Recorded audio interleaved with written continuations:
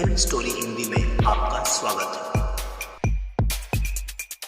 Movie की starting एक Martin नाम के बंदे से होती है जो कि बस स्टॉप पर खड़ा दिखाया जाता है, जिसको ये नहीं पता होता कि उसको किधर जाना है, जो कि एक लड़की को फॉलो करता है। जैसे ही वो टिकट लेता है वो भी सेम प्लेस टिकट लेता है जो कि सेंट लॉरेंस की टिकट है। दोनों एक ही सीट पर साथ में बैठे होते हैं। जब वो आपस में एक दूसरे को इंट्रो देते हैं, उस लड़के का नाम मैट होता है। तभी एक स्टॉप आता है जो कि 3 घंटे का स्टॉप है, तो वो दोनों एक गाड़ी हायर कर बाहर घूमने का प्लान बनाते हैं। वो दोनों ऑन द वे थे। तब मैट मार्टिन को बताता है उसका एक दांत नकली है। उसका स्टेप फादर उसे मिलिट्री स्कूल में भेजना चाहते हैं, लेकिन वो सेटल भाग करके जा रहा है। और तब वो एक गाना गुनगुनाता है। इसी दौरान उनकी गाड़ी का टायर पंचर हो जाता है। अब उनको टायर चेंज करना है। तभी मार्टिन को एक गाड़ी उनकी तरफ आती हुई दिखाई देती है। मैट जो कि मिड रोड पर टायर चेंज कर रहा था, लेकिन मार्टिन उसे नहीं बताता। और जैसे ही वो गाड़ी मैट के सामने आती है, मार्टिन उसे उस गाड़ी के आगे धक्का दे देता है, जहां उस गाड़ी के ड्राइवर की डेथ हो जाती है, लेकिन मैट अभी भी जिंदा था। तब मार्टिन एक पत्थर से उसे मार उसकी सारी पर्सनल चीजें लेकर के वहां से भाग जाता है। और अब वो मैट वाला ही गाना उसी की आवाज में गा रहा था।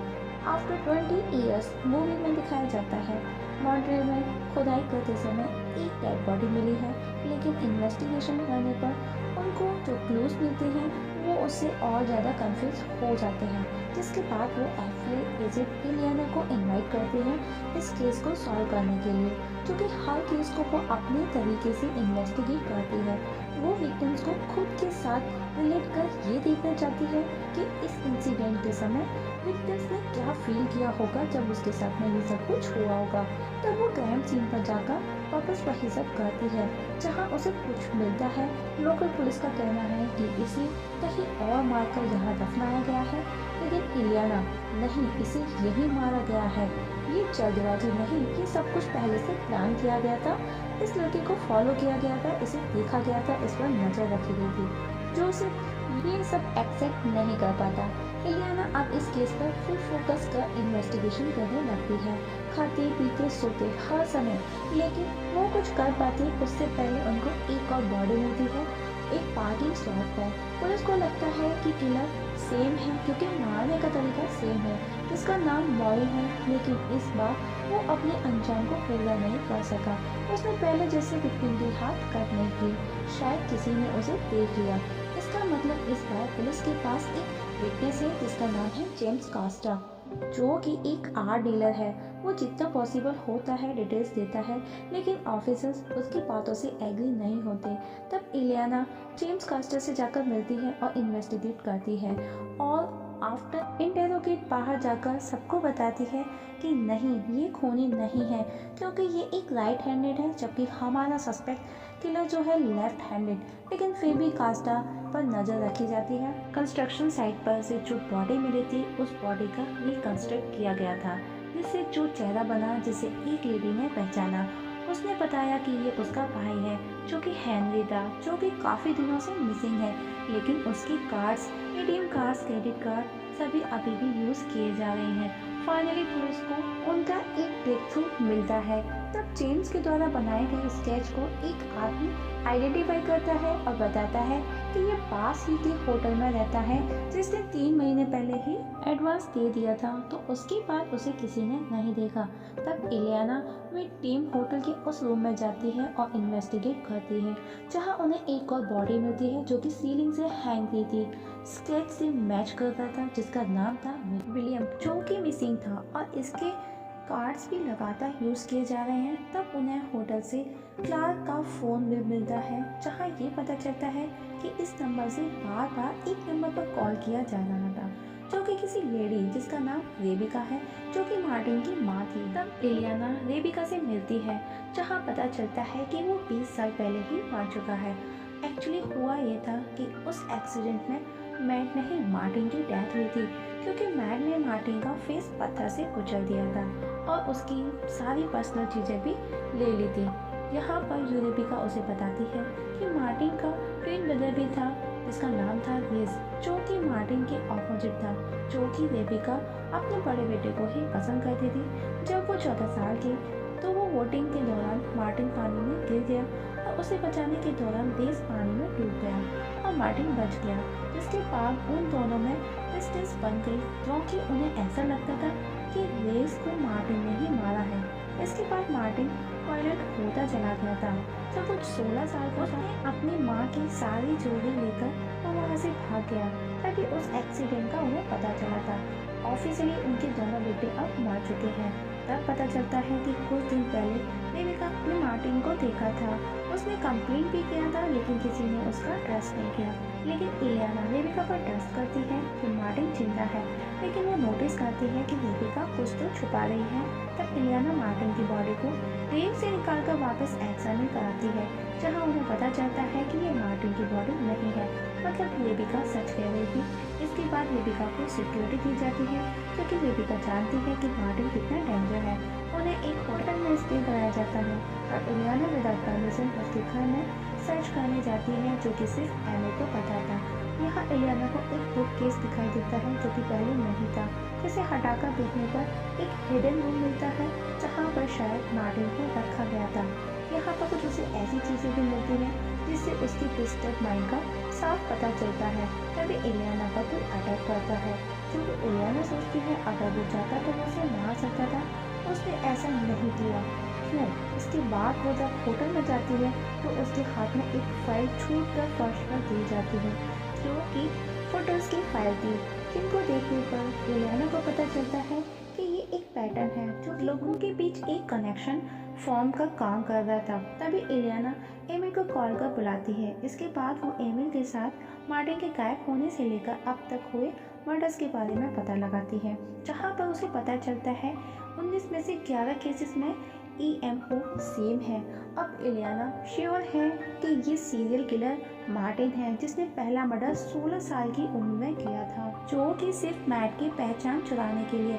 तब से वो यही कर रहा है, सिर्फ नई पहचान के लिए, नए चेहरे के लिए। जिसने सबसे पहले हैरी को मार मतलब कंस्ट्रक्शन साइट विक्टिम्स उसकी पहचान चुराकर लाइफ जीने लगा।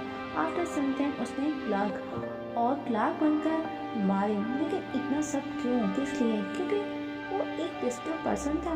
उसे ऐसा भी लगता था कि उसे कोई भी पसंद नहीं करता था, इसीलिए वो हर बार एक नई पहचान चुराता था, क्योंकि वो खुद से भी नफरत करने लगा था। इसीलिए उसने इलियाना को नहीं मारा था, क्योंकि वो उसकी पहचान नहीं चुरा सकता था। साथ ही जेम्स कास्टा पर भी नज़र रखी जा रही थी, उसको भी निगरानी में रखा गया था, जो कि उसे भी पता चल गया था कि उस पर नज़र रखी जा रही है, पर वो माइंड नहीं करता क्योंकि वो इलियाना को पसंद करने लगा था। तब एक दिन पुलिस को पता चलता है कि उसकी गैलरी में चोरी हुई है। जब चेक किया जाता है तो पता चलता है कि सिर्फ डॉक्यूमेंट की चोरी की गई है। तभी वहाँ इलियाना की नज़र एक कागज़ जिस पर लिखा था क्लार्क विलियम। सब लोग शॉक हो जाते हैं, जो कि एक डेड विक्टिम्स का नाम था। लेकिन जेम्स बताता है कि कल ही उसे बात हुई है।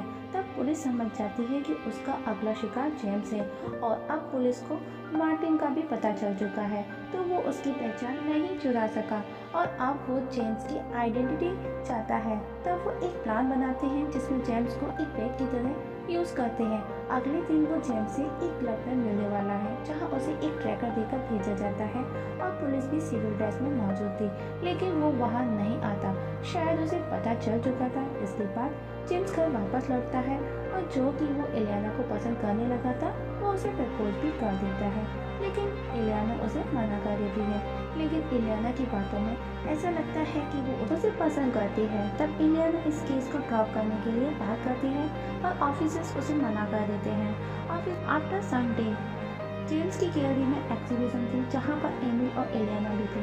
तभी इलियाना वहाँ पर एक शख्स को देखती है जो कि जेम्स को कंटिन्यू देख रहा था। जैसे ही इलियाना एमी उसको पकड़ने जाती है, वो वहाँ से भाग जाता है। एक बार फिर वो नाकामयाब हो जाते हैं। अब जेम्स को दूसरी सिटी में शिफ्ट होने के लिए कहा जाता है for his safety purpose. Next morning Amy उसे लेने उसके घर जाता है। जेम्स को शिफ्ट करने की रिस्पॉन्सिबिलिटी एमी की थी। जैसे ही जेम्स घर से बाहर निकलने वाला था, विलियम उस पर हमला कर देता है। तभी एमी जेम्स की आवाज़ सुन अंदर जाता है, तो विलियम एमी पर हमला कर देता है और शूट कर देता है और गन पॉइंट पर जेम्स को साथ ले जाता है। जब इलियाना वहाँ पहुँचती है तो ये सब देख वो उसको फॉलो करती है और जल्दबाजी में जेम्स की गाड़ी का एक्सीडेंट हो जाता है और विलियम गाड़ी में बेहोश हो जाता है, जिसका फायदा उठाकर जेम्स खुद को फ्री कर उसी की गन से उसको शूट कर मार देता है। कुछ देर बाद विलियम की गाड़ी ब्लास्ट हो जाती है। एलियाना जेम्स को तो बचा लेती है, पर विलियम उस गाड़ी में जलकर मर जाता है। तब जेम्स को हॉस्पिटल लाया जाता है क्योंकि उसको चोटें आई थी। सब उसकी तारीफ करते हैं। अब एलियाना भी उससे इम्प्रेस थी क्योंकि उसने एक किलर को मार गिराया था। अब चूंकि ये केस भी क्लोज हो चुका है, तो एलियाना जेम्स के प्रपोज को एक्सेप्ट कर लेती है और उस रात वो दोनों एक साथ होटल के एक रूम में स्पेंड करते हैं। लेकिन जोसेफ, जो कि कंफ्यूज था कि केस इतनी जल्दी खत्म कैसे हो गया, जिसके लिए वो एलियाना से मिलने होटल जाता है, जहां वो डू नॉट डिस्टर्ब का टैग देख वापस लौट जाता है। नेक्स्ट डे होटल में एलियाना जब सोकर उठती है तो उस पर ब्लड लगा हुआ है, जिसे देख वो डर जाती है। जैसे ही वो जेम्स को देखती है तो उसकी बॉडी पर भी ब्लड है, जिसे देख वो वापस से डर जाती है। उसे लगता है कि जेम्स को किसी ने मार दिया है, शायद वो मार्टिन ही है। लेकिन जैसे ही वो उसे टच कर उठाती है तो जेम्स उठ जाता है और देखती है कि उसके स्टिचेस से ब्लीडिंग हो रही है। अब एलियाना उसको हॉस्पिटल लेकर जाती है। वही हॉस्पिटल में रेबिका, जो कि बॉडी की आइडेंटिटी के लिए आने वाली है, जो कि बहुत ही खराब हो चुकी है बॉडी। लेकिन रेबिका बॉडी की आईज चेक कर बताती है कि ये उसका बेटा नहीं है। ये सब सुन और देख सब लोग शॉक्ड हो जाते हैं, क्योंकि उनके अकॉर्डिंग ये बॉडी मार्टिन की है। लेकिन रेबिका ने तो सिर्फ आँख देखी थी, ठीक से बॉडी को देखा भी नहीं था।